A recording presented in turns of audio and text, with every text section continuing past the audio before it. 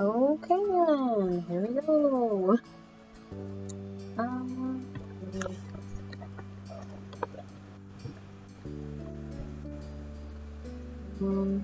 Alright, welcome back, guys. We're getting closer to the spooky season, so I'm playing with spooky makeup, obviously. I mean, it's not the most spooky thing anymore, but it's good enough, honestly. So, we're back in our life, beginnings and always, and we're venturing into our adolescence. So, last time we were feeling indifferent towards Cove, and I wanna skip over being fond for him to having a crush on him. So we're gonna go with nervous and crush. I'm going to save how we feel about him right here. Alright. And here we go. I understand we won't be able to change it till step 3. Here we go. Now here we can customize Cove for ourselves if we want, or let his prior experiences determine his personality and his appearance. Now you can either pick appearance or personality, or both, or you can leave him as he is. Previously, as I played, I kind of let him just have his own personality and have his own appearance. So I kind of want to tweak with him a tiny bit, maybe at least appearance-wise.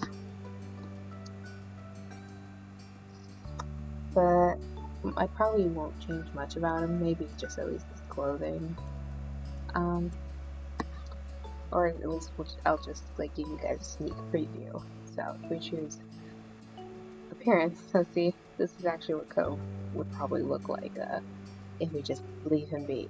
He's got no glasses, he's wearing a cute shirt, very nice pants. But yeah, these are his 2 different hairstyles. So hairstyle 1 is basically just the same hairstyle he had when we met him. This one's a little more of a shaggy look. And we can choose whether or not he has glasses. There's 2 different kinds of glasses he could possibly wear. And there's this shirt, and let's see. Yeah, there's 2 different kinds of pants. So he could have like these striped pants, or these plain pants, just in different colors. And on his wrists, he could be wearing no bracelet, or like a beaded bracelet, or the other one. I don't know what that is. Cool. Or another beaded bracelet. And he could be wearing a necklace, possibly. And also, as you can see, his cast is off, so we get to see the cool scar he got from whatever accident he was in. These are his PJs. Look how cute he looks. But yeah, those are his PJs. And then jacket. This is her, like, I believe when we're like up somewhere where like it's cold. I'm gonna just hit done so we can like go back and look at it again. So hold on. Ah, I hit the wrong one. Oh my gosh. How did I almost screw that entirely up? Okay. Or we could mess with his personality, see? We could make him warm, so affable, like maybe like more friendly. Or we can make him cold, which is quiet. Or we can kind of keep him moderate, so like kind of like a mix between. We can make him more studious or more sporty, or we could leave him somewhere in between.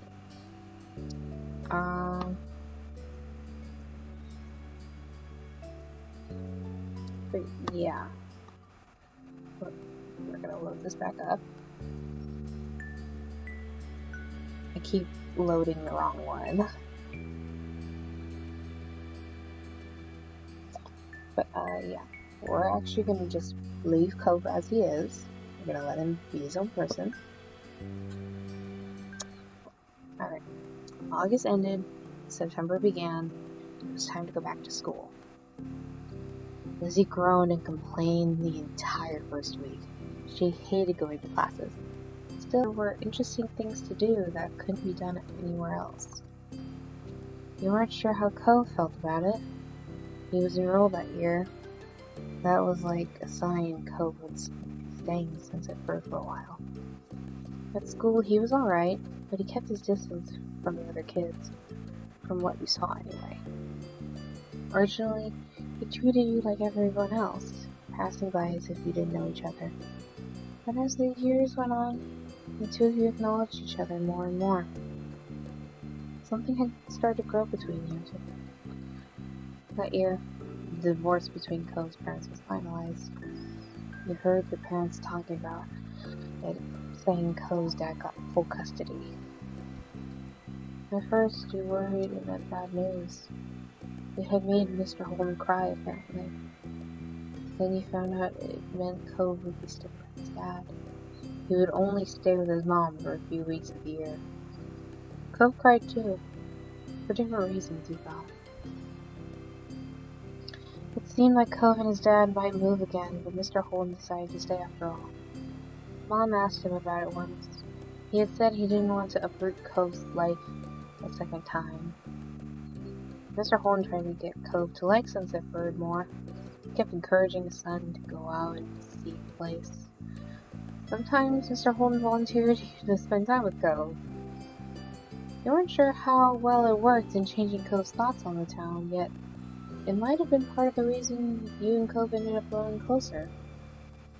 Cove never talked to anyone about what happened to his parents and withdrew whenever it was brought up. It was hard for him, and nobody knew how to help. Eventually, Cove stopped crying on his own. He couldn't understand what had changed. But you hoped that you could help him feel better still, since even without the tears, he looked sad. Maybe one day he could say out loud what he felt inside. After that, I felt like things had gone back to normal, except what was normal didn't stay the same. Years passed, and suddenly you were in middle school. You weren't a kid anymore. You were 13 years old. That officially made you a teen, even if your sister didn't agree. The toys and crayons that used to litter every free space in the room had been packed away somewhere, replaced by new hobbies. There were other changes too. Cove's cast got taken off. It was weird to see him without it initially. Underneath the pink plaster ended up being a long, thin scar that snaked across his forearm. Cove's chest puffed out in pride when someone drew attention to it. He also went through a major growth spurt. He was the tallest student in his class for 2 years in a row. Cove will probably hold that spot again sometime, the next time. In class, people knew him for more than just being tall. He also stood out because of how well he did in gym and other athletic situations. Over the years, he began opening up more too. You saw him talking amicably with other kids from neighbors from time to time. And the only kid that came to visit the neighborhood when you were little, Shiloh, well, he was gone. He and his mom moved back south because of her work. Just 1 year after Cove came to Sunset Bird. It had been really upsetting when he left. Lizzie was inconsolable weeks, but nobody talked about Shiloh anymore. It was a long time ago.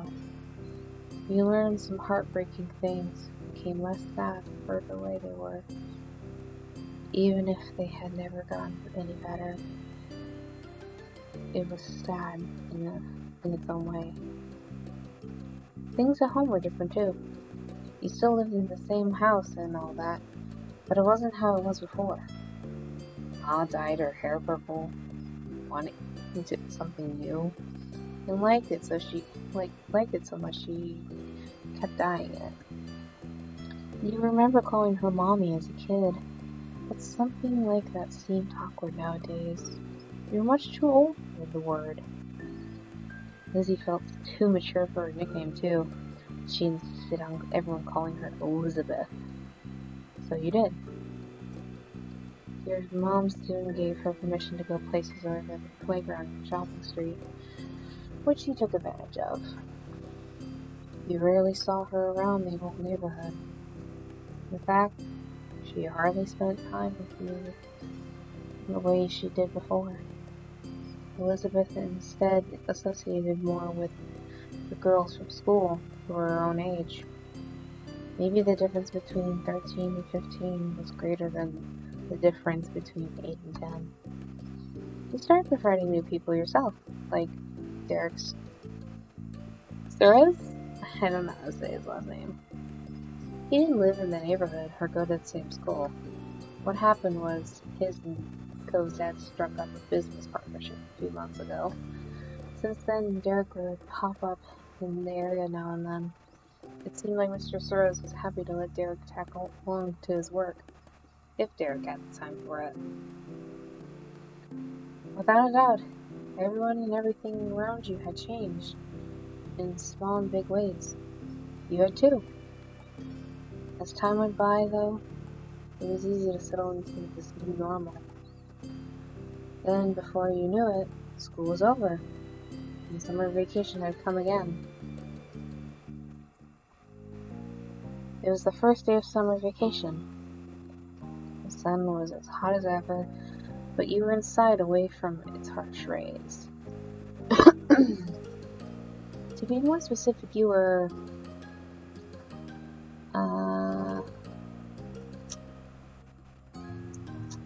snuggled up in bed celebrating your time off by sleeping in. That's what I would do. It was hot, but you still had the blanket up over your head to block out the sun. You didn't want it intruding on your lazy morning.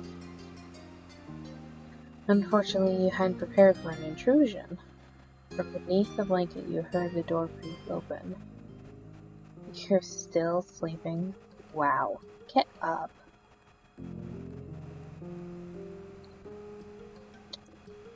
Morning. Morning. Now get up. I will come over there. So much for a lazy morning. Your special boy is at the door, like he always is now. He brought some happy summer gift for Mr. Holden. Mom wants you to take it from him, say thanks or whatever. You did not like the way she called him your special boy, but you knew by now it wouldn't stop her. Come on. So come down already. I just realized I forgot to turn off the sound on my computer. And now the audio is probably echoing. Give me 1 second to double check it. Oh jeez, I'm so sorry.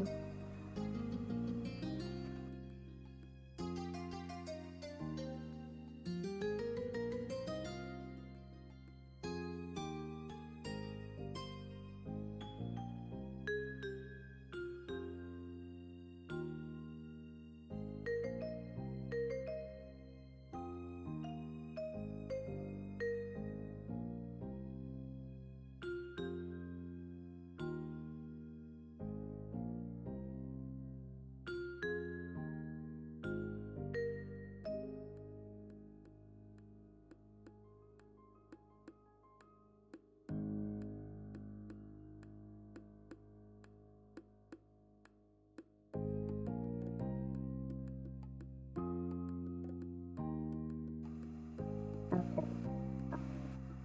Well, I don't know if it interfered with my audio or whatever. We'll just have to move past it.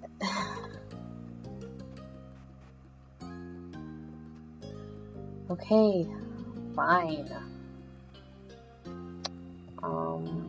Nah, I don't want to do that.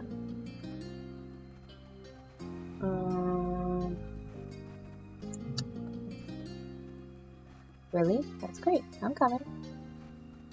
Elizabeth said nothing else and left, having done what was instructed of her. I am forever going to be paraphrasing this entire game.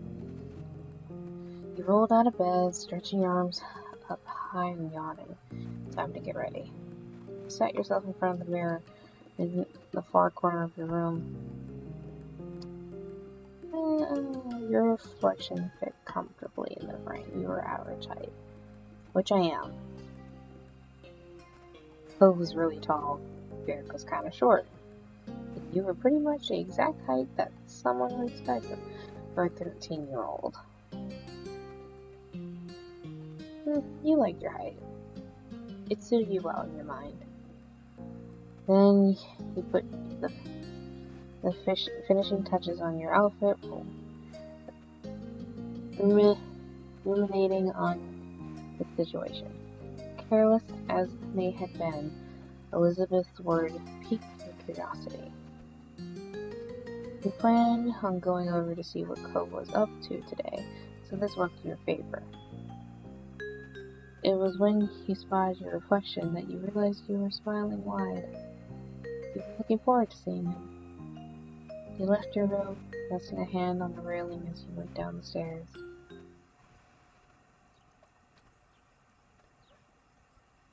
And this begins step 2, second chance. Ah, crap. Did I skip it past anything? No, I didn't. Okay, cool. Quick save. We're gonna go here. Go save here. Heck yeah. Find Mom first, reclining on the couch. She held a magazine in her hands, which she was pursuing through. Morning, Mom. She looked up at your greeting, a smile instantly appearing on her face. Thanks. Oh, she's so pretty. Why is she so freaking pretty? Good morning, Phoenix. Thank you for coming down. Don't mind me grabbing nail clippers. I've at the door with Cove. Can't stay over today, unfortunately. Why don't you go and thank him before he leaves? You nodded and made her way in front of the house. Just as she said, Mom was there making conversation. She must have heard you because she looked over her shoulder. Oh? She's so pretty with slightly purple hair. Look who finally made it. Morning, sleepyhead. Ma reached over, and you knew she was about to pat you on the head. She was taller than average, so you were little in her eyes, despite being typical size for your age. You pushed your hand back and laughed. Oopsies. I didn't mean to skip that. Ma could be so ridiculous, you thought, but that was okay. You're the last one down today, you know that?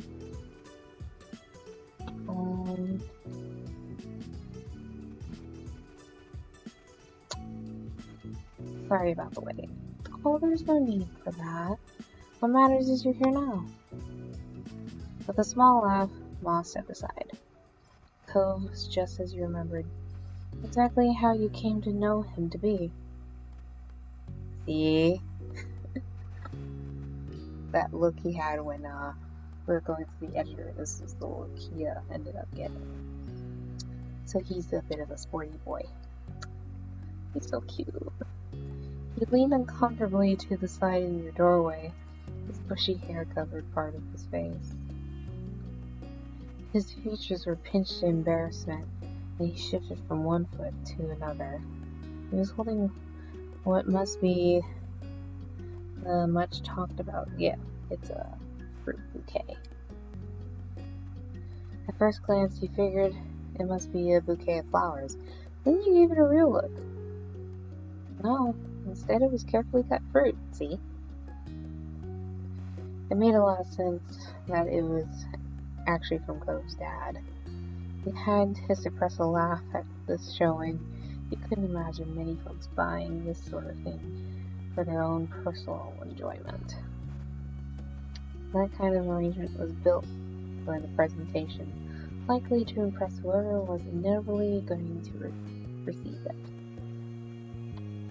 It seemed no matter how long he lived here, Mr. Holmes would keep going out of his way to be neighborly. Cove would always be roped into participating. Cove continued looking at the ground and smiled slightly. Hey, Phoenix.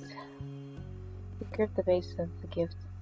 His grip on the base of the gift tightened, and your heartbeat sped up. It was weird how things had changed so much in the past few years. When you first met Cove, you weren't all that interested in him. You could tell the feeling was mutual. Now, though, you couldn't seem to stop thinking about him. You hadn't yet adjusted to these new emotions. Hi. Nice to see you. Yeah, I mean, nice seeing you, too. Not that it's nice for you to see me. His gaze still didn't meet yours, but he chuckled just a bit. It was already shaping up to be another long summer, the best part. The two of you had plenty of time to spend together, explore what was developing. With awkwardness over, the task started to creep back in, so Cove nudged to get closer to you. He was ready to be relieved of it. Your hands brushed over his slightly when you took a hold of the base. He flinched enough for you to know with certainty that he noticed it happen. You worried you might have reacted in a similar way without realizing. With that, the gift was accepted. I want to pet him on his little head. He looks so flippin' adorable. I hope you and your family like this. It's a pretty good gift. I think so, anyway. He smiled earnestly. Yeah. A little weird with his lipstick on. Sorry. Dad spent a lot of time picking out the best size and design. There are so many options to choose from. I could just be like, okay, thank you, or thanks, or I can call him cute. I want to call him cute. We're too cute sometimes. I'm not trying to be. Just thank my dad for all this, okay? Fine. Mr. Holmes' behavior really was different from any neighbor you'd ever had. Though after 5 years you were used to his antics, and you'd since made up your mind on what your opinion was.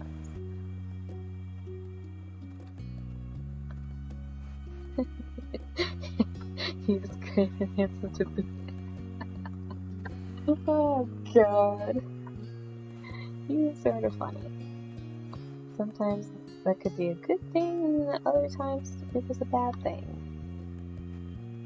Your thoughts were quickly interrupted by a shout.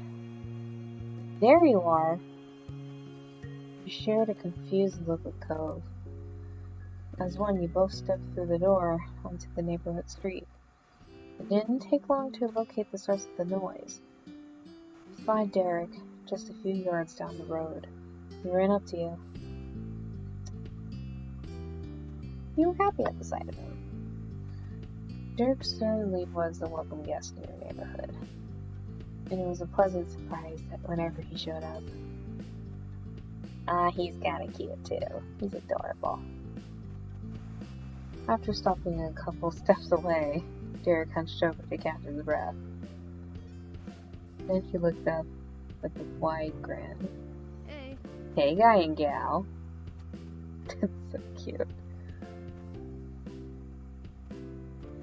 I was just at your house, Cove, but there was no one there. Should have figured you'd be at Phoenix's place. Do you ever spend time in your own home, or are you always just there? Derek laughed at his own joke. Either he hadn't noticed it embarrassed Cove, or the embarrassment was what he actually was laughing at. Derek turned to you. He was going to say more when his eyes widened and he gasped. What's that? You followed his gaze, unsure, then you realized what he had meant. You were still holding Mr. Holden's gift. This is kind of a bouquet of flowers, but made out of fruit. Nice. Nice! Can I have some?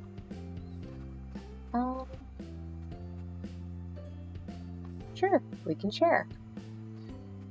Derek grew more excited by your words, bouncing on the balls of his feet. Awesome! Then he nodded his head as if to clear it. Anyway, that's right, I came here because I need to say something big. He paused, possibly for effect. There's some other kid here in Sunset Bird. Cove was as surprised as you were by the news.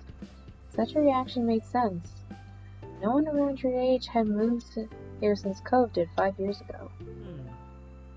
Were they with their family? Maybe they were cutting through.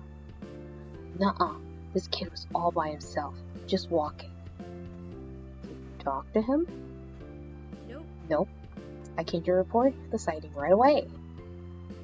The kid had green hair, glasses, was pretty small, and seemed really upset about something. I hope he didn't leave. You blinked. Slowly, you looked over to your longtime neighbor.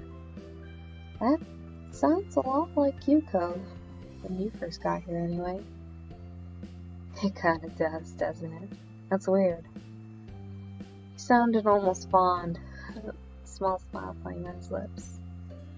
Derek snickered good-naturedly. I can see that really well, now that you say so. But what do you say? Let's go find Cove's lookalike. We should all meet him. Sure. I'll do it. Sure. I want to see who this person is. Derek grinned, and then he pointed down the street the way he came. Last I saw him, the mystery visitor was going in this direction. Nothing else to be said. The 3 of you were off, with Derek leading the way. Derek brought you to the beach, and as a trio you made your way down the shore to the old playground. You walked the familiar path in a comfortable silence. When you were almost there, you spied the kid in question. His bright colors almost shone like a beacon beneath the rays of the sun. He scuffled around, kicking up the sand as he paced. It was true, he had certainly seemed upset, but you didn't think he was sad like you had originally pictured. No, with his erratic movements and scrunched up expression, he came off angry. You became uncomfortable with the idea of talking to the stranger now. You didn't want to bother him if he was in such a bad mood. Derek didn't feel the same way.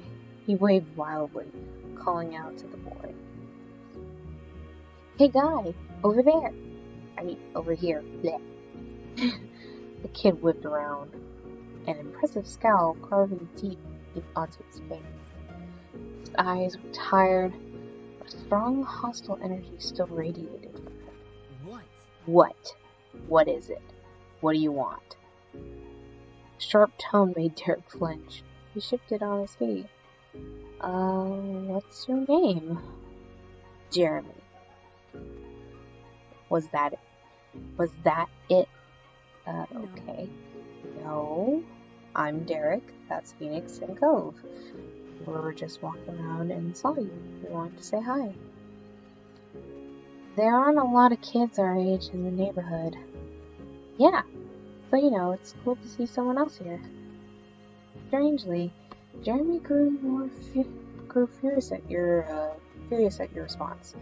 If steam could erupt from a person's ears, it would have happened then. They did bring me somewhere stupid. Of course, I knew it.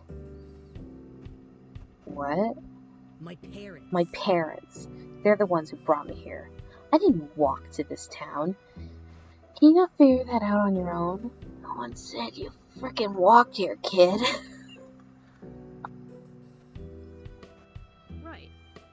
Right.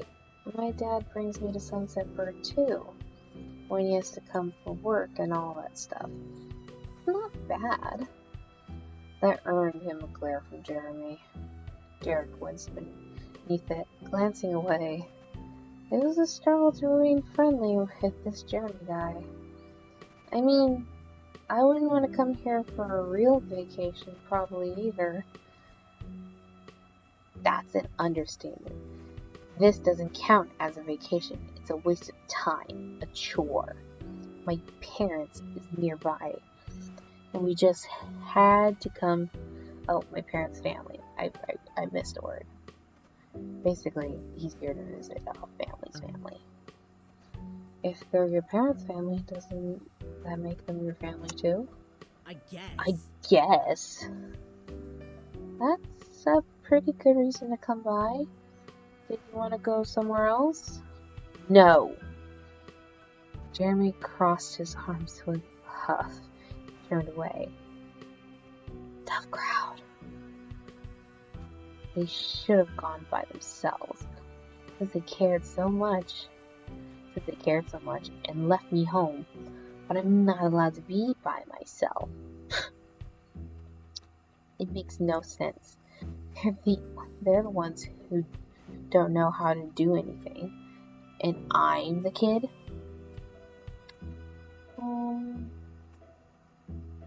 Let's see. I'm eating your cereal this morning.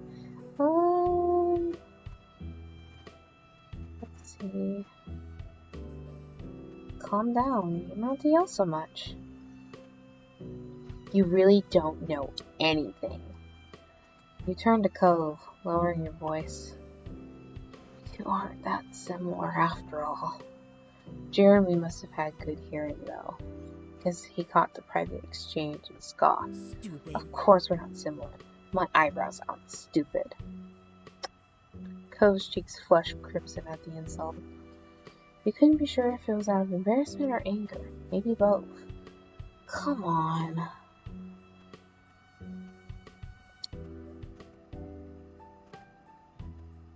Let me see that week. Apologize to Cove right now. You can't treat people like that. Cove smiled weakly. Okay. Okay. I'm sorry your eyebrows are so terrible.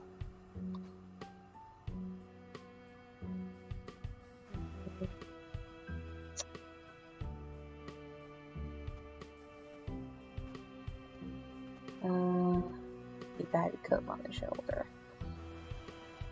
Cove gave you a watery look in exchange for the silent support.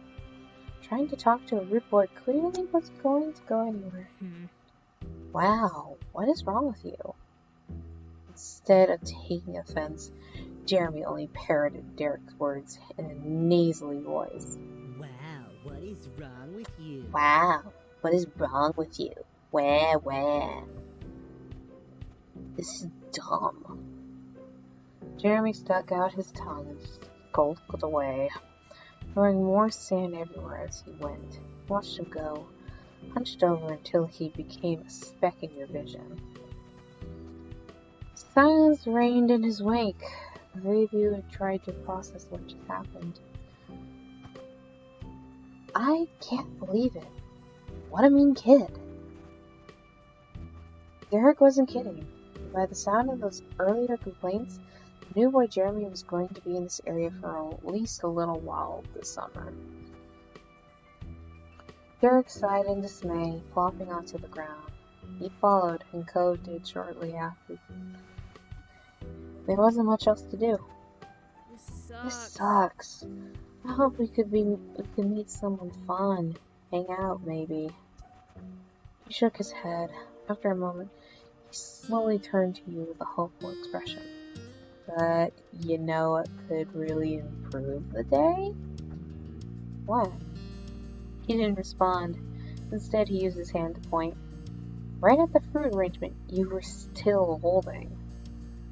You had completely forgotten about it during the mini drama that unfolded. You had gotten used to the wait. Glancing over to Cove, you noticed he was eyeing the fruit. He must want some too. Why not? Let's eat. Derek perked up immediately at your words. He reached out for a skewer, hesitating slightly once he was inches away. Are you sure? Are you sure? You nodded. With an eager grin, he plucked out a prime row of fruits. Cove grabbed one for himself after him. Only you were without a skewer of your own. Ah! Hit the wrong button. I'm gonna take a strawberry skewer. I don't like melon. I've picked pineapple before in a different playthrough. Strawberry was bright red and beckoning you. It was obvious. It was the obvious first choice. Derek ate a pineapple skewer enthusiastically, finishing it within moments. This is amazing. Not different than any other normal fruit. It's kind of worse. These have been out in the open with their skins off for a while. Sheesh. You two remember the land before time? The fruit thing makes me think of it. The dinosaurs, unlike leaves, are shaped like stars. Oh my god. So clearly, these kids grew up watching Land Before Time, just like I did. Oh my god, that's kind of funny. Tree stars. Yeah, chopping leaves look so delicious when we did it. And there was a scene with the pretty trees, and all the dinosaurs came and picked everything off them till there was nothing. That's us right now. Awesome.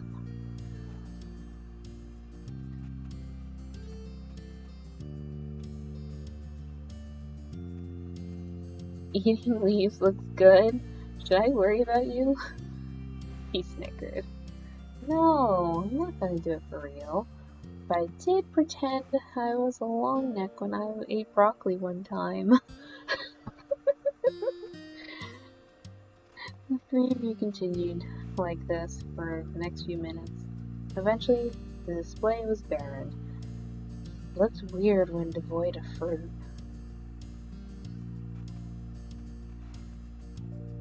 Hey, we weren't supposed to eat all of it. Oops. Really?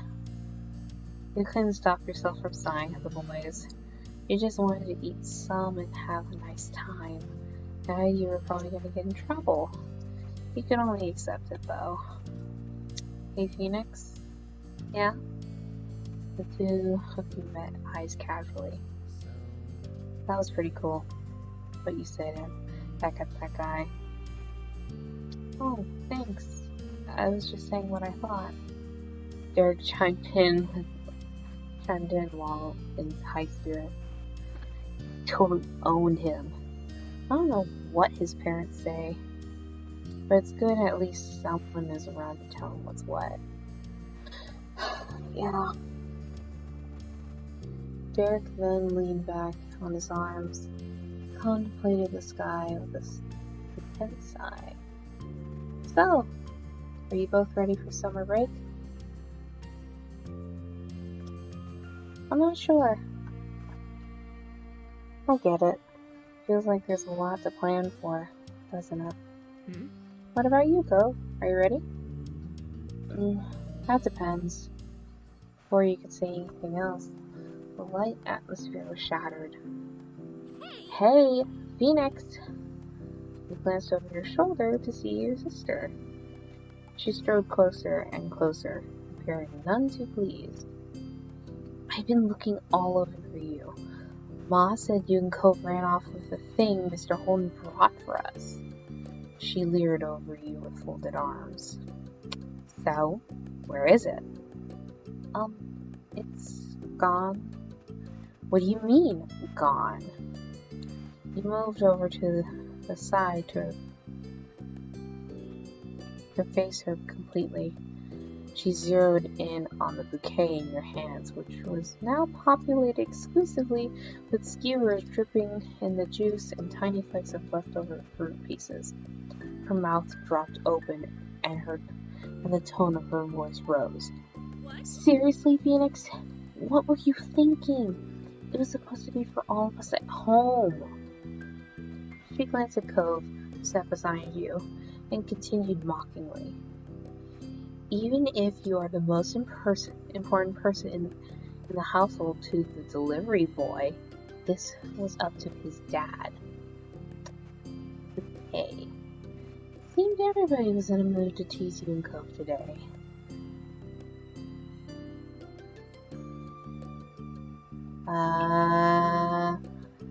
It wasn't us. A seagull came down and ate it while we weren't looking. Elizabeth narrowed her eyes, not at all deceived by your response. Oh no, I think I hear the main kid coming back. We better get out of here. Elizabeth blinked, confused, and looked around.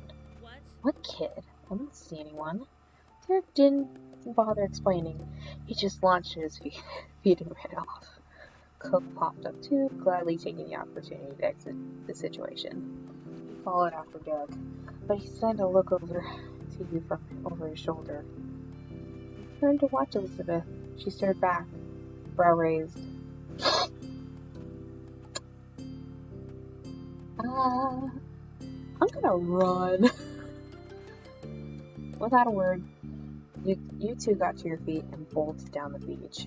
Unimpressed, Elizabeth rolled her eyes. So immature.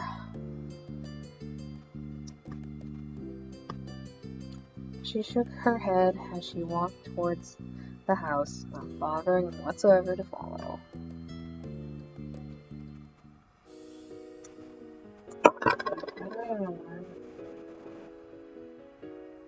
Oh, oops. But I set that alarm from the morning. Oh no. Difficulties. Okay, I think we're good. Meanwhile, three of you made it back to the shoreline. Derek pumped his fist, grinning in triumph. You escaped and shall live to see another day. Yeah, for now at least. I still have to face Elizabeth when I get back home. We chuckled together, walking further down the beach, side by side. You definitely wanted to stay out a little while longer. Later that night, you found yourself seated near the kitchen counter. You got a bit of scolding from your moms for not saving any of Mr. Holt's gift for Elizabeth, but you didn't get any real punishment for it. Instead, while you were out with the boys, Elizabeth returned home to share the news. The three of them went to get their own dessert. Get dessert of their own. It was declared even by your parents when everyone got back that the event was settled. That was a while ago now. Your fingers drummed on the surface as you waited, your gaze trained on the phone. You were waiting on a call tonight, specifically from your cousin Leandra. You didn't want to miss it accidentally. Your uncle, aunt, and Lee used to live many hours away. Your families only saw each other a few times a year for big occasions. A while back, they moved where they were closer to you than ever before. Now you hung out regularly. With school being out, you're positive she's gonna want to come over a lot. The two of you were the same age and got along well. She used to be really fond of Elizabeth, too. But now that your sister had become allergic to reacting with her own family, it tended to just be you who spent time together. She was your only friend who was a girl. You weren't all that close to any of the girls your age. But you really didn't have a lot of other friends either. Mom always said it was the quality that was more important than the the quantity when Elizabeth bemoaned your small social circle. I'm not sure how friendship quality was judged, but nevertheless, you thought that what you had with Lee was good. Then the shrill ringtone announced an incoming call.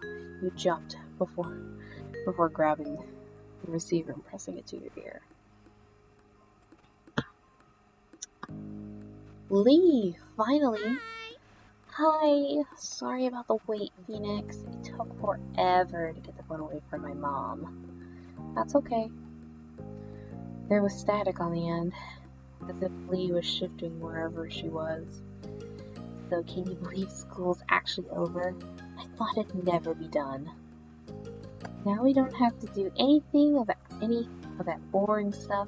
We get to hang out whenever we want. Speaking of hanging out, Lee, can you wait a second? Let me just head to my room. Oh, yeah. You got up from your seat at the counter. Luckily the phone was wireless, so you didn't have to worry about any cords tying you down. Your mom's had a rule about not moving the phone unless a call was in progress, which was why you had sat by its cradle waiting for Lee to call. You didn't like it, but it had to be that way. You weren't the only person here. If anyone could take the phone anywhere at any time, it'd be an even bigger hassle. You can easily imagine a receiver having Elizabeth's locked room. But now that Lee had called, it was okay for you to go upstairs to your room and talk to her. You made your way up the stairs, smiling. After you had arrived, you shut your bedroom door firmly behind you. You took a seat on your bed. Alright, I'm here. Cool. Hey, did you know the girl down the street, Hermine, has her own phone now? A cell phone. She doesn't have to wait for someone else to stop using it or anything. Wow, really? Ah, the joys of getting a cell phone. I remember when I got my first cell phone, it was for mostly emergencies. And I got in trouble once because I didn't know how it worked and it started ringing in class. I got it taken away. The thought of someone having a cell phone that was all their own seemed unbelievable to you. Right? I wish I had one too, but my parents said I couldn't get my own phone until I'm more grown up. I wish they changed their mind. We could call each other every single day, and no one would be able to stop us. How great would that be? But wouldn't I still be using a home phone? My moms would be able to stop us if they wanted. He laughed. You couldn't put any damper on our imagination. Oh, then you have your own phone too. That works. She sighed dramatically. I bet I'm not gonna get one until I'm all the way in college. Squeezing the phone between your shoulder and ear, you puffed up the pillows and made yourself more comfy. It was strange to think of a time when normal school would be over and you'd have to choose whether or not to go to college. School is such a big part of your life now. You worked hard for your excellent grades. Every A you brought home was a result of concentration and diligence. You hoped you would be able to keep it up through high school.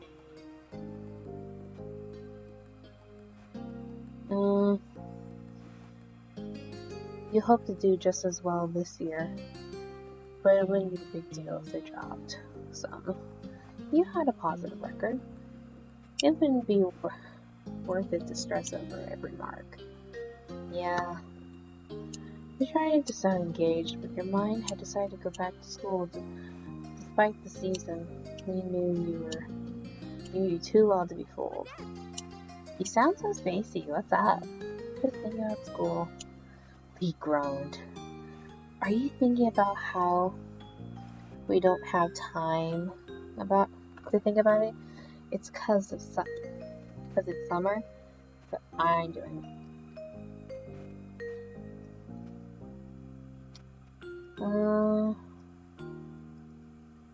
Come on, it's not too scary to think about. No matter how much you wanted to enjoy your free time, the creeping dread of knowing that it would come to an end was always there beside you. I get what you mean, though I guess school isn't all the way bad. You can do some good things there. You can just do more when school's out. Learning new things can be cool. I just wish everyone did okay with how they taught things, not just some people. Me too. Me too. And that's it. That's pretty much everything that's good about school. Okay, point taken. Now, I decree the topic of school is officially closed. We have to talk about the summer first, before we start plotting the rest of our lives. I've got some plans already. Like, I'm gonna visit my cousins. You chuckled, of course. What's something you want to do? The first thing that comes to your head.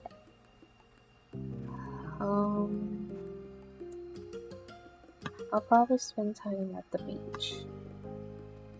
I could have guessed that one. You leaned back in your bed, as you continued chatting with your friend. Even though it hadn't been long since you saw her, and you'd be seeing her soon, you found plenty to talk about. For one, the events of the day. He sat up straighter. I was with Cove and Derek today. We met a new kid. Like, at your neighborhood? His parents are visiting family, so it's not like he'll be around for a while. I don't know how long. What was he like? He was mean. He kept snapping when we were all all we were trying to do was talk to him. He just kept being rude to everyone, especially Cove. It was awful. I don't think I want to meet him. You want a boy to stay away before even meeting him? That's an unexpected twist. Your cousin was pretty popular with the boys who knew her. She seemed happy enough to have them around, until they started to annoy her. Hey, who are you to talk? You practically give all your attention to boys, or maybe just one boy. I see how much you like Cove.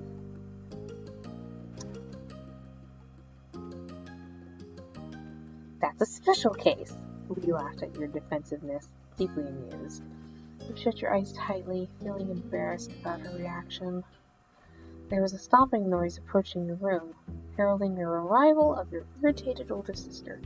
She flung the door open, a frown etched on her face. Come on. How long are you going to hog the phone? Glancing at your watch, you realized your quick call had gone on much longer than anticipated. Elizabeth held out her hand, the other one lodged on her hip. She noticed the realization on your face.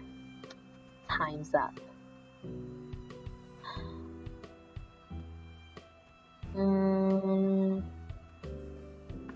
With a sigh, he said your goodbyes to Lee. Lee, I have to go now. Bye. Okay, see you soon. Tell Elizabeth and your moms I said hi too. You barely pressed the end call button when Elizabeth whisked the handset from your fingers and began dialing someone new as she strode out of the room. Your mom's voice called from downstairs. Hey, has anyone seen the phone? I'm using it. With that, she shut your door behind you. Silence was left in the wake. That was one way to end your first day of summer. Sometime later, it had gone dark outside. You laid in bed, wide awake. The window rattled all of a sudden, startling you badly. You flinched, staring over with furrowed brow. From your vantage point, you only saw the moon in an open sky. You were curious. What had caused that noise? Cocking your head, you sat up and moved closer to the window. You wanted to get to the bottom of this. To your utter shock, your gaze had met a pair of familiar ocean blue eyes. Cove? Squinted. Yep, Cove was right outside your window. Your house was very angular, and some parts stuck out further than others. So theoretically, it wouldn't be hard to climb around on. Still, just because somebody could didn't mean you expected it to ever happen. To his credit, Cove was doing fine. His feet were braced against a section of the wall that jutted out, his arms flexing with the effort to keep them upright. He easily lifted a hand and waved it at you from the other side of the glass. You hurriedly opened the window. Cove climbed over the edge, releasing a breath once he was safely inside. Hey. Hi, Phoenix.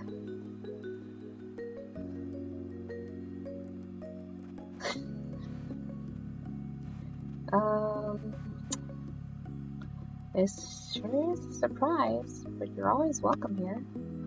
Thanks, I needed to talk to you, and I couldn't wait until tomorrow. If I rang the doorbell, I know your moms would have answered it, and it'd just make me go home. I really didn't want to explain why I was coming over anyway. I don't want to talk about it. Well, besides with you, I mean. But that's why I did that. As unexpected as this was, you were touched that Cove felt he could tell you what was wrong. I might have tried calling something, except my dad was on the phone. Cove suddenly looked very cross. Dad, he was talking to my mom. Still is, probably. He raised your eyebrows. Cove had eavesdropped on his parents' phone conversation? You didn't comment on him eavesdropping. There were other things to talk about. Are you gonna stay with your mom for a while again? Every year, Cove was sent off to live with his mom for a few weeks. When it happened varied. Sometimes he would go during the winter break, but usually he went during the summer. Even though it was hard news when you found out he was leaving and you missed seeing him for those weeks, he understood. To your surprise, however, he shook his head. That's what I thought too, but no, not what they were saying. Dad asked my mom to not have me leave this year. He said she could come to stay with us here. He waited for him to continue, but he didn't. The conversation abruptly dropped off. You couldn't help but stare at Cove. There was a complicated mix of expressions on his face. Did she say what she would do? She told him she'd come. I know she's coming soon, before school starts. Oh. We had heard Cove talk about his mom a lot over the years. He'd tell you about past memories or what happened while he was visiting her. Still, it was one thing to hear about someone and another to actually meet them. Very soon, you were going to see Cove's mom in person. You were taken aback by the news, so you can only imagine how Cove felt. You looked over at him. He was pacing across your room, his features pained with dread. Before, they'd barely stay in the same room long enough to have lunch. Now we're gonna be all together again. The three of us. After all this time? Just for a few weeks. I know I should be happy they can talk to each other now. I'm still not. I'm just confused and freaked out. Now I really feel bad for feeling this way. Phoenix. It's so... His fist tightened. His eyes became misty. I shouldn't keep getting like this. It's been a long time already, and I'm not a little kid. Though he wouldn't meet your eyes, you knew he was waiting for you to say something. I'm sorry, Cove. I know I'm here for you. tense line of Cove's shoulders eased. Thanks. It makes me feel a little better. Like I'm not freaking out for no reason. A momentary silence fell over the two of you. You marveled at how the day started. You had woken up eager for the summer vacation. But now things seem so crazy. The mini debacle with Mr. Holt's gift, the newest addition to the neighborhood being so rude, and all of a sudden, and as if it all wasn't enough, now Cove's mom would be living with Cove and his dad again. Your whole life was kind of like that, it seemed. Complicated, hard, different. Why couldn't things just get better over time? Phoenix? The sound of your name, said quietly, pulled from your thoughts. Cove gazed at you, concerned. Are you okay? Are you okay?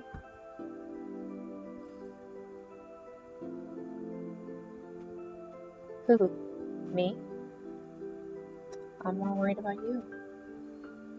You don't have to forget about yourself for me. I want to listen to you too. Cove grinned reassuringly. It was small and delicate, but you knew it was genuine. Moonlight from outside cast shadows across his face and lit up his eyes. It seemed to sparkle with a smile.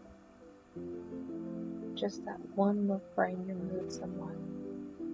You know, I think I don't want to talk anymore about this. He looked away, his lips thinning into a line, and rubbed at his arms. But I kind of don't want to go back home either. Could I stay a little longer? Just doing something else? He appeared equal parts hopeful and vulnerable. How could you possibly turn him away?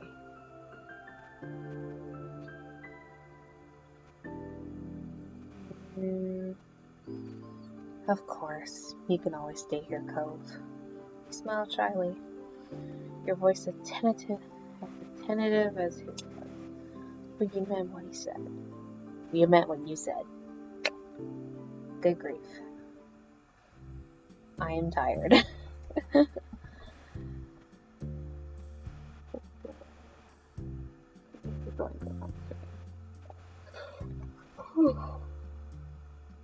Ew. Cove perked up at your response, a smile appearing on his face.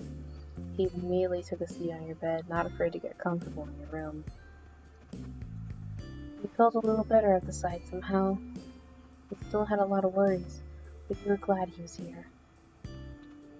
Not just tonight. You were glad he came into your room.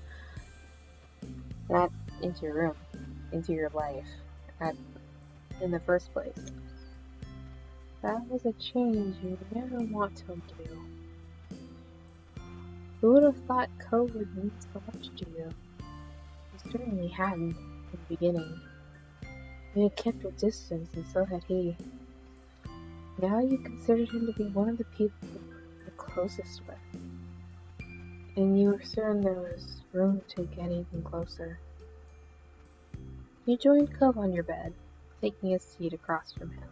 He smiled at you again, but you could tell this time it was half-hearted. He was still easy to read. Though he didn't want to talk about his mom and dad, he must be thinking about what happened and what's about to happen. You hugged him. You moved closer and wrapped your arms around him.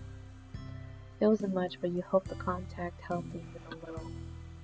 Cove froze up, startled. After a moment, his arms came up and he returned your hug. The two of you remained like this for some time. He might have mumbled something to you, but it was too quiet to tell what it was. When you pulled back, his expression had softened into something more natural.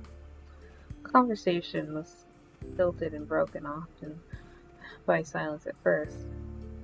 Then both of you were able to get back to your usual candor.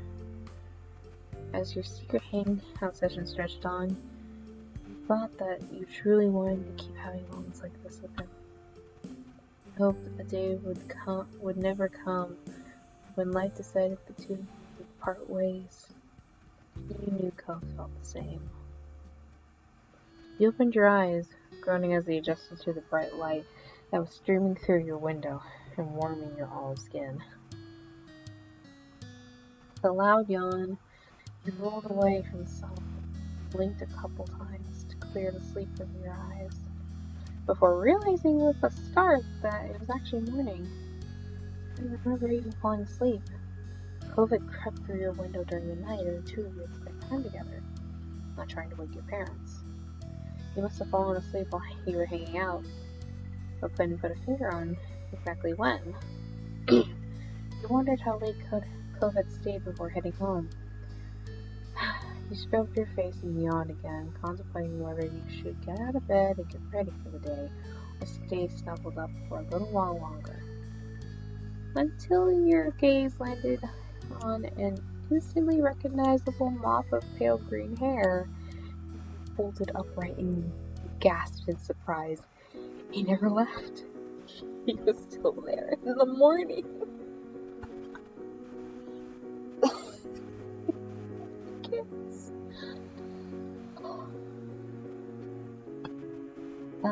You jumped out of bed.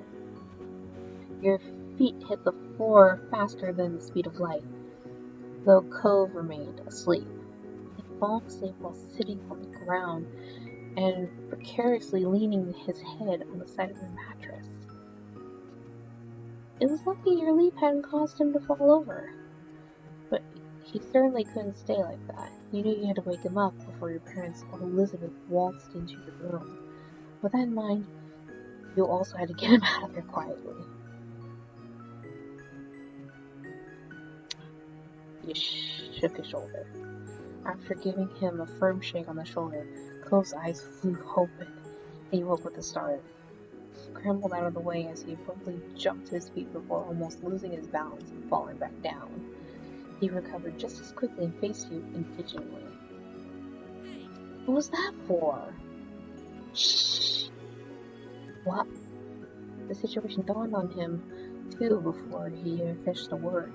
Cove blinked a couple times, his eyes growing in panic as some thought that only he could hear settle in his mind. But oh my god, I fell asleep. You weren't exactly sure what to do as you watched Cove pace your room, looking around frantically. Cove stopped mid-step, and you wanted to ask what he had been searching for, but you guessed he wouldn't know the answer to that himself. Despite that, he hadn't calmed down completely. The atmosphere was still frazzled. We're gonna be in so much trouble. You could already feel your throat going tight as the air struggled to hit your lungs. As you thought about all the possible punishments your parents might give you. Summer was just beginning and you couldn't imagine having to stay cooped up in your room for the rest of it. This was just barbaric. Letting out a heavy sigh, he ran a hand through his hair in exasperation. He couldn't look at you again as he spoke. I'll see you later. You were confused by how all this played out, but you hoped it was true. Bye. At that, you were suddenly wrapped in a tense embrace. As panicked as he was, it seemed to be something he couldn't forget before leaving. Thanks, again. Your good friend Phoenix. A really good friend. You firmly whispered the words into the top of your shoulder. You feel tingly. These kids are gonna give you a fucking heart attack.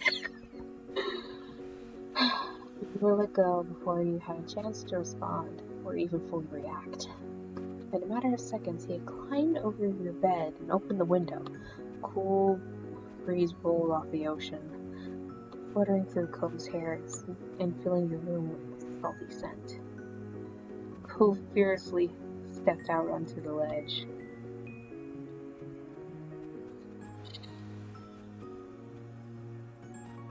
You wished him luck. Good luck, and please be careful. You gulped, thinking of how far the fall would be if you were to miss a single step. You weren't sure if he heard you or not, but he kept going along, one foot in front of the other, with increasing speed, until the swarm disappeared out of your sight. You stuck your head out the window as far as it could go, trying to keep watch. You walked the full length of the ledge before jumping down on top of the garage, then lowering himself onto the fence. From there, he finally dropped down to the ground. You grinned at the sight of his successful climb. He ran off towards his house without stopping, disappearing behind the side of the other building. You had to admit you were pretty impressed at how doable he made that look.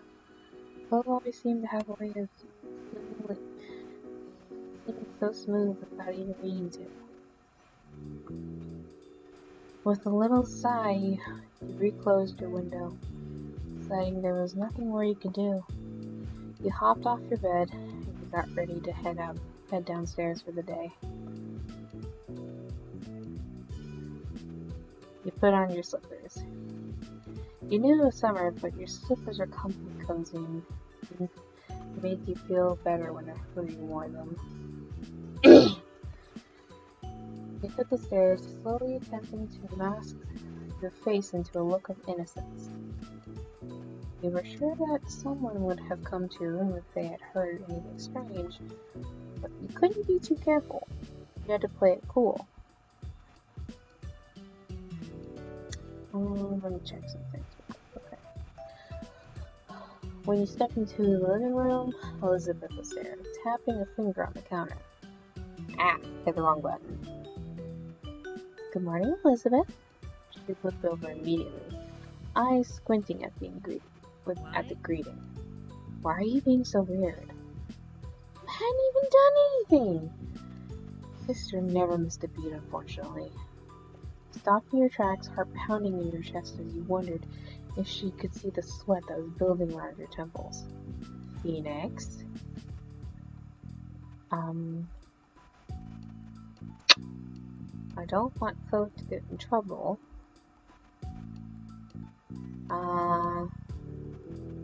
Wouldn't you like to know? Duh. I would, actually. That's actually why I asked. You shrugged non-committedly, determined not to tell her a thing. Further suspicious squeaking occurred as she waited for something. But ultimately, she rolled her eyes, and you weren't sure if you were in trouble or not. She didn't seem to care enough to dig any further.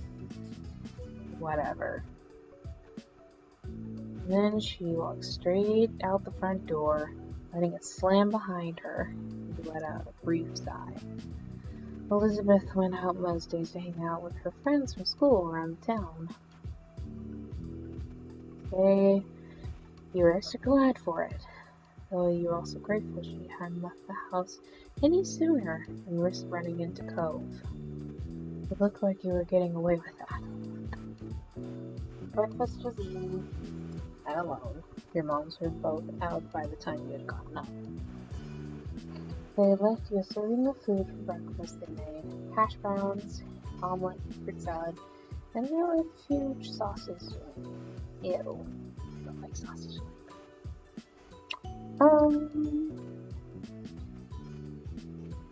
You passed on some parts because they weren't things you liked. You appreciated that there was variety in your meals that your mom made. Parts you did have were tasty. The day lazily drifted by at home, and eventually your parents returned. They pulled up in the fridge again, lingering in the frosty air a moment or two before grabbing a bottle of ice-cold water and taking a long drink. It was a perfect balmy summer afternoon, and you decided to head out the doors to find something to do. You hadn't decided what that something was just yet, but you were sure something would pop up and occupy your time. Wait. messing up my mind. As you were heading out the front door, you paused for a moment. You hadn't seen Cove since he had left that morning, and you couldn't help but think about what had happened to him.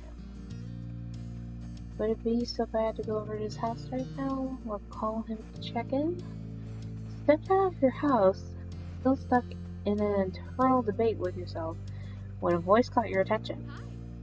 Hi, Phoenix. Confused, you looked over to where the unrecognizable woman was waving at you, a friendly smile plastered on her face. You racked your memory for where you might have seen her, but nothing came to mind. Not your school, not from the country club your moms took you to. You had absolutely no idea who this woman was. The woman crossed the road towards you. You were a little unsure whether you should stay put or go back into the house and lock the door. Oops, I'm sorry. Was that presumptuous? I heard about you, but you have no idea who I am, do you? You shook your head, and she removed her sunglasses to reveal sparkly ocean blue eyes. All of a sudden, she seemed a little more familiar. My son lives here, and my ex, too. With a bent smile, she lifted a hand to point at the condo across the street from your own house. She was Cove's mom. You didn't know why you hadn't realized sooner, now that you had gotten a good look at her.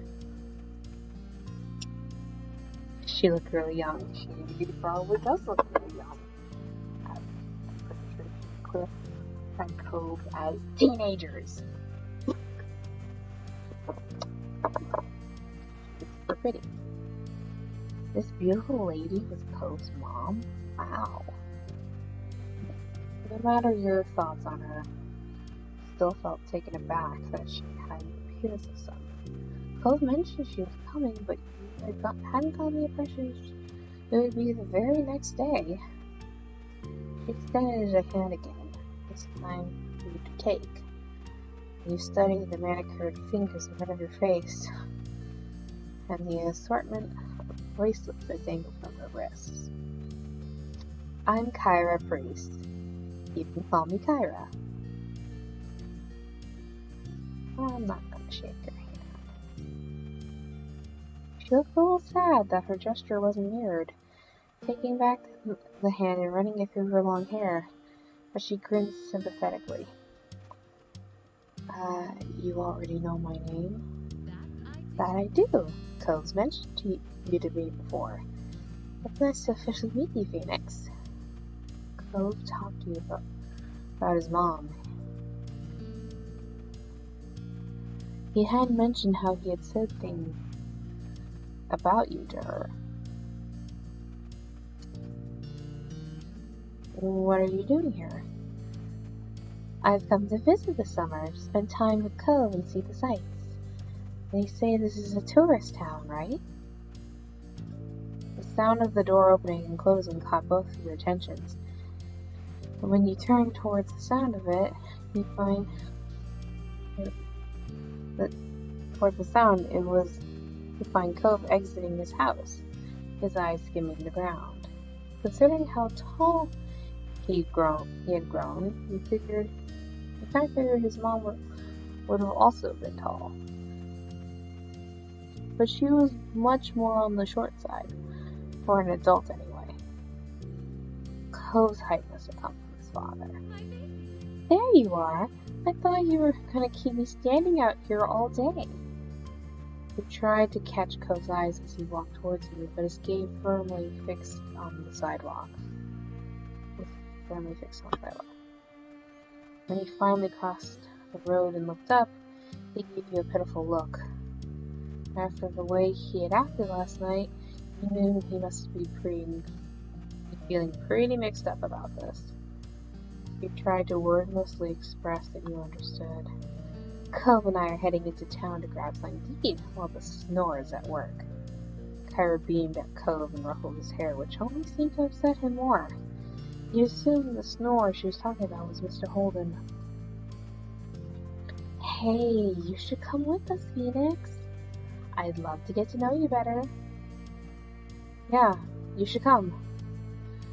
There was a pleading in his tone that you couldn't miss.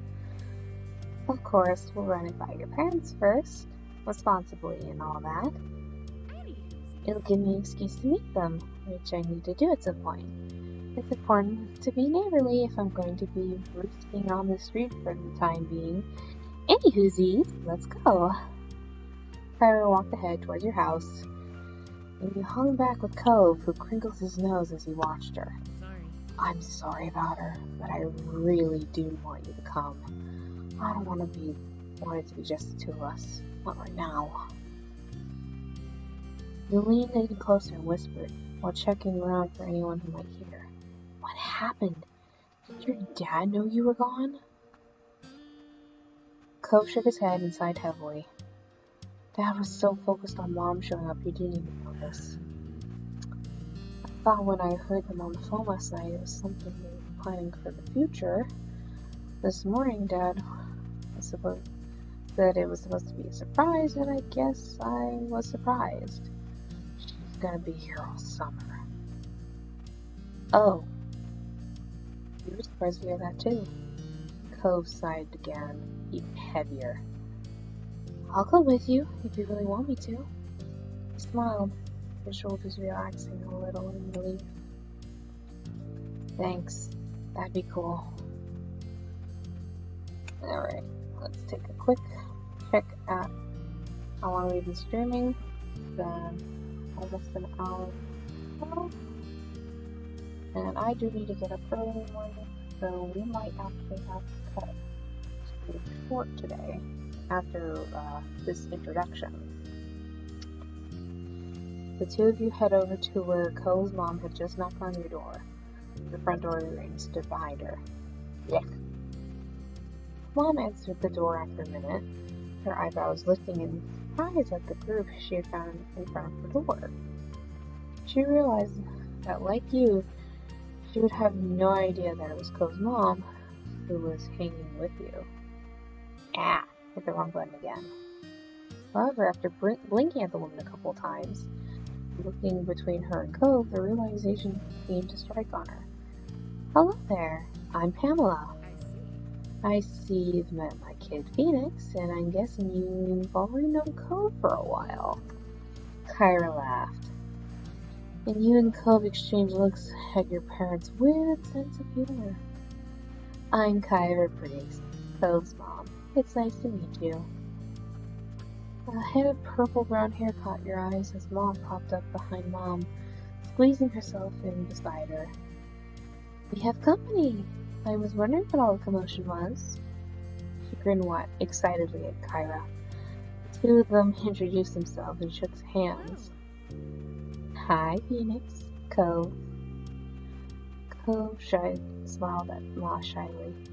She gestured a hand towards the living room. There's no use hanging around in the doorway. Why don't you come in? I'd love to, but I promised to take my son out to eat, and I wouldn't want to hold you up with a surprise visit. I'm getting a makeup wipe, and I'm getting this. Messing up my speech pattern. I'm so sorry. So we're gonna do this really quick.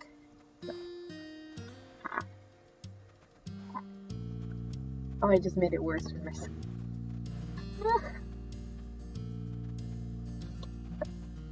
Almost. Oh, look at that. Do I look like Shizo? I think I look like Shizo.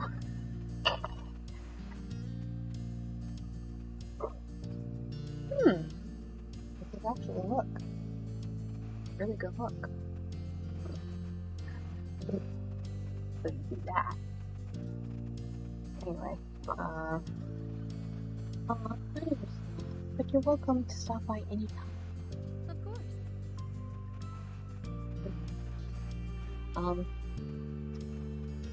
I'll take you up on that offer when I can. Count on it. Would you mind too much if it's going out with Cove and I? my treat.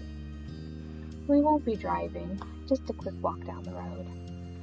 So, sure, that sounds nice. I hope you all have fun. You gave your moms a look, and they smiled at you fondly. Kind of annoyed they agreed to that. You had already assured Cove you would go along, but it would have been nice for your moms to ask you too. Even if you had shown up with them, you might not have wanted to go. Marvelous. Expect us back in an hour or so. We look forward to seeing you again. Take care. Your parents waved goodbye as the three of you backed up onto the street. There was a loud sound in front of the front door closing behind you. Ugh, my throat's starting to hurt. Well, as we're just closing up on what's going on, if possible, I think we're going to stop reading aloud and take the time. Unless it's like something that's really important, like my own dialogue.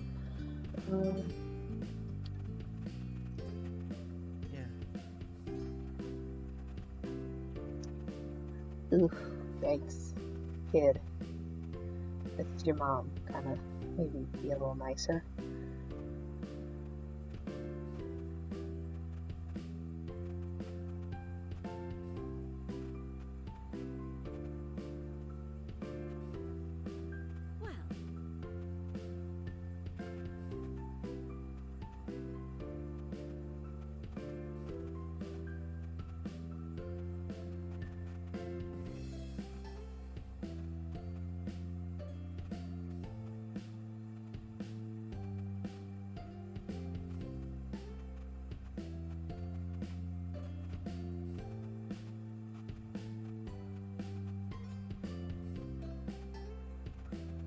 I can't believe how well this tablet's holding up.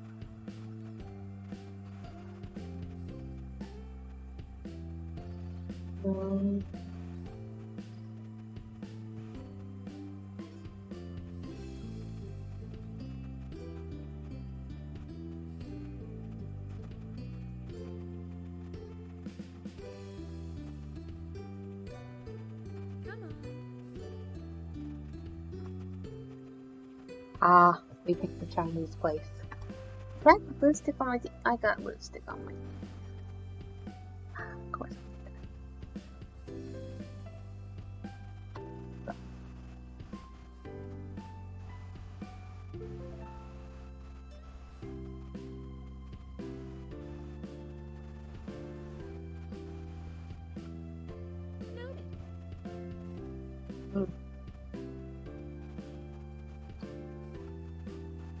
Fun fact. I know the scene that comes in later, or if you pick soda and like a specific soda, Cove gets the soda. That is if you're like really close together, I believe. I'm not sure if he still does it, if it's not close.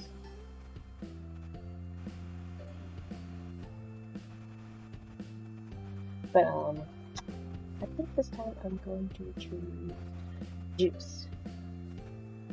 And I'm going to pick apple juice because I actually really like apple juice. I'm going to pick up the rest of my lipstick. Just so I can talk normal. Cool.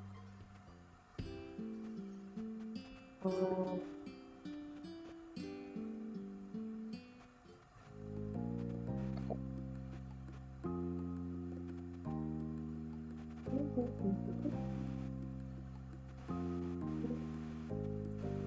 going to put it on auto and read out so I can start winding down to the night.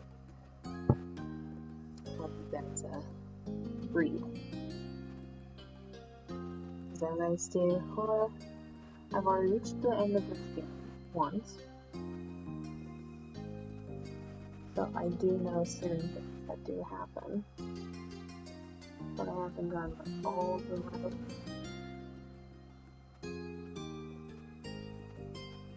Oh, playable and maybe see different reactions received.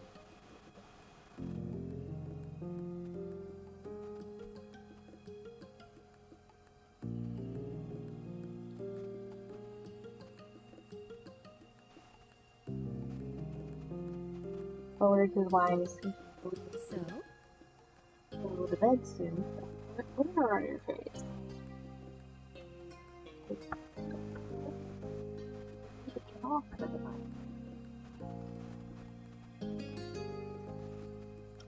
Oh, okay. Let's do it. Stop that. Okay. I like reading manga. I haven't heard of that style, but I'm sure it's really good. And fictional novels. I like games. Video games. Some card games.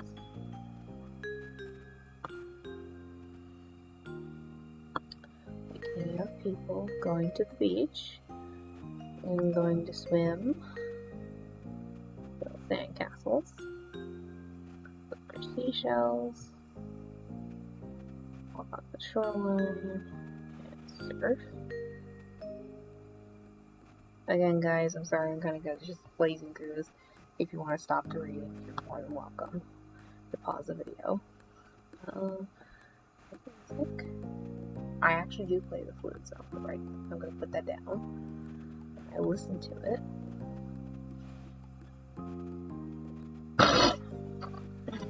Spend time on art, like drawing, painting, and creating digitally. I do like fashion, like makeup, as y'all can see right now, and jewelry.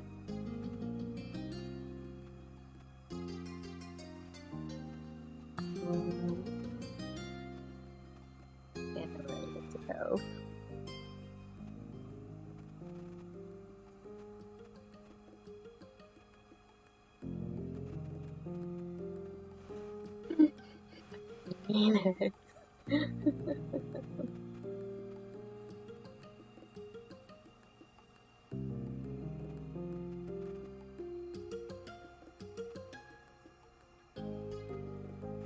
Didn't say anything.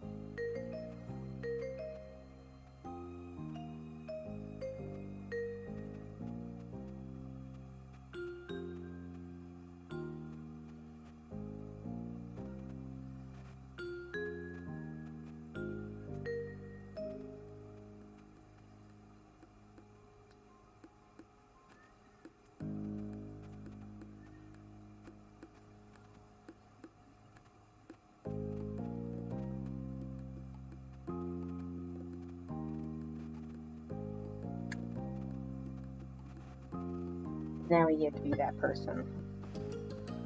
We can be like, we can ask nice questions like, where do you live normally? Or what do you like to do? Or we can be like, are you in a new relationship? Or why did you get divorced? I'm gonna be a decent person and be like, where do you live normally? I actually have been to Nevada, Reno specifically, as I am a California girl myself. Like all the characters in this game seem to be they're all in California. What do you like to do?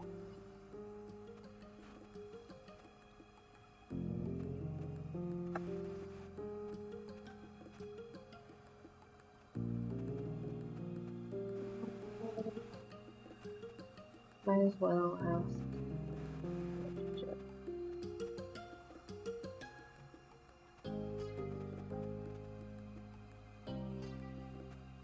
And now we are gonna. Why did you get divorced?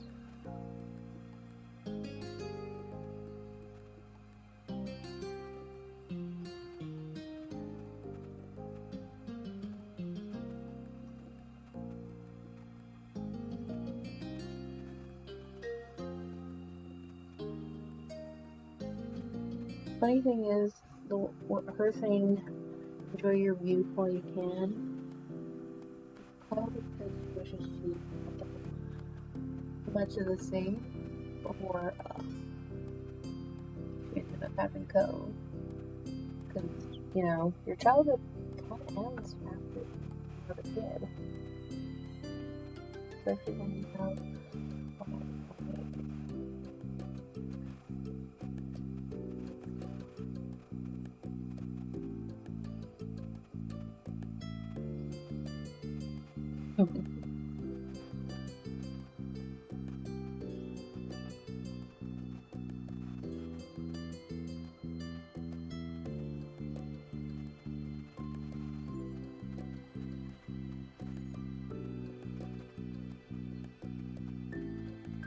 Very cute.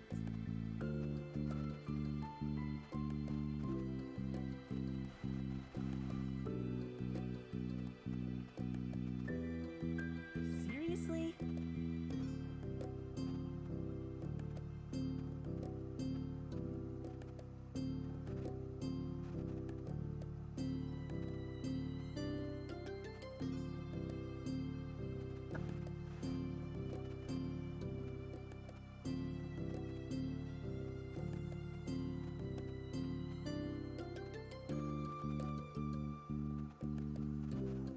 Okay.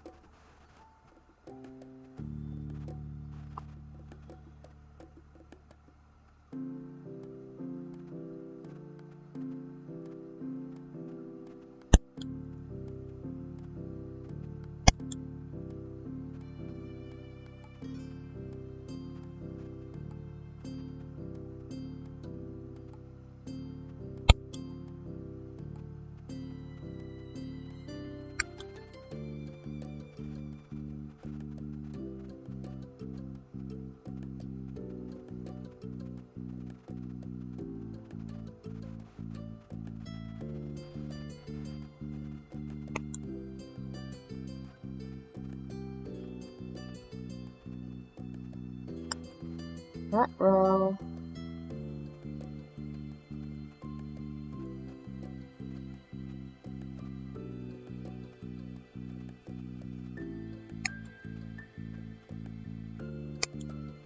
I see.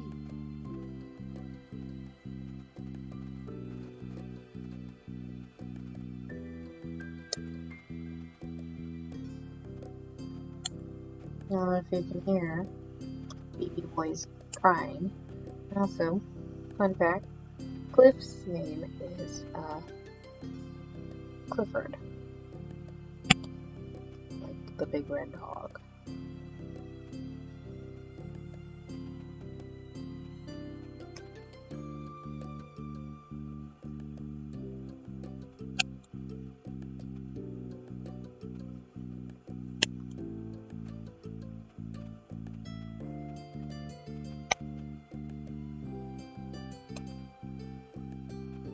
So if not, you can guess by now. Cove's dad, Cliff, decided I'm sorry. this year to invite Kyra to stay with him without telling Cove, and by telling Kyra that Cove wanted her there.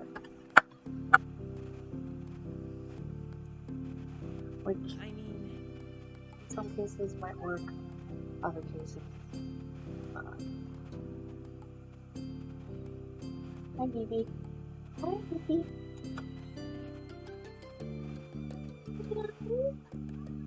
Meow. Meow. Huh? Hi. Here. Come here. Come here.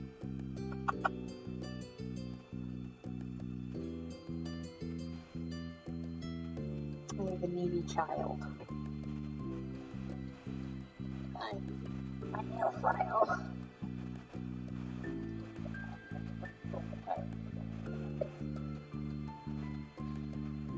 No.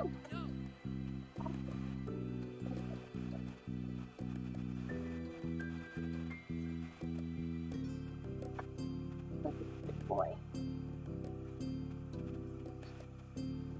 It's alright. Unhappy book. Upset tomorrow. You got a bad appointment in the morning. You have to pick up.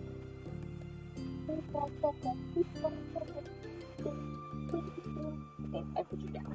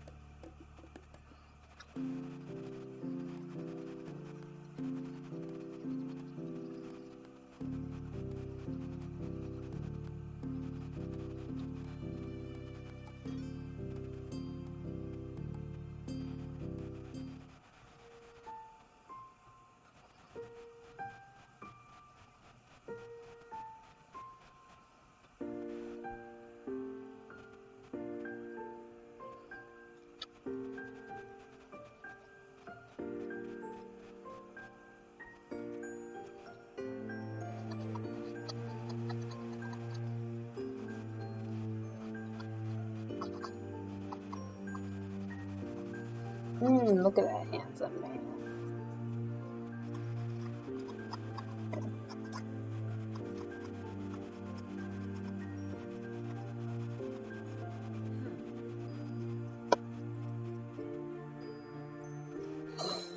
Yeah.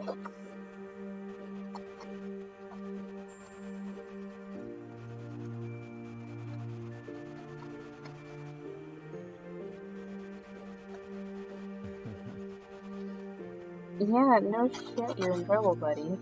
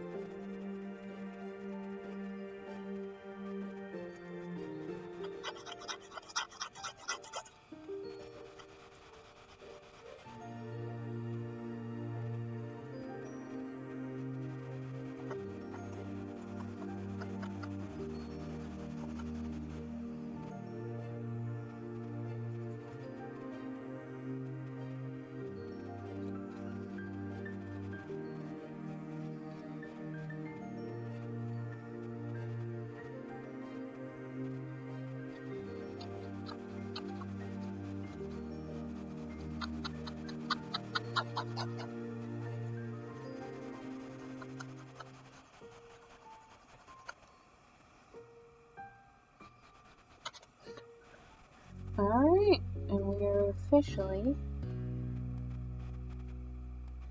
in our adolescence.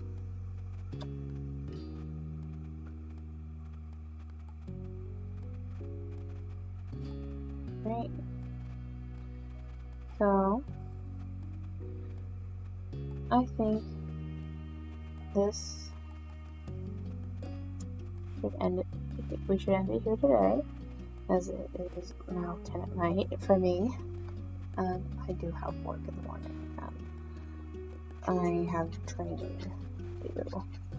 So,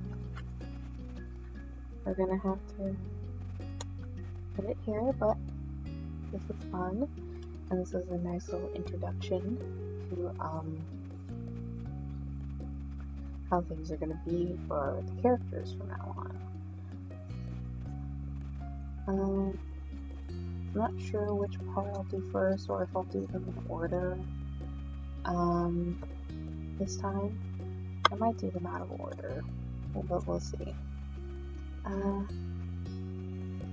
Probably the first one I might want to do is family. I don't know, like a good one to start with.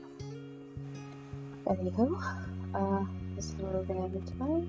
I hope you guys all enjoyed the video, and or no, the stream. I keep calling this a video as if it's just a recording that I'm gonna edit, but it's all live. So I hope you all enjoyed the live stream. I will try to get back and we'll get more into being 13 again. And yeah, I'll see you guys then. Bye!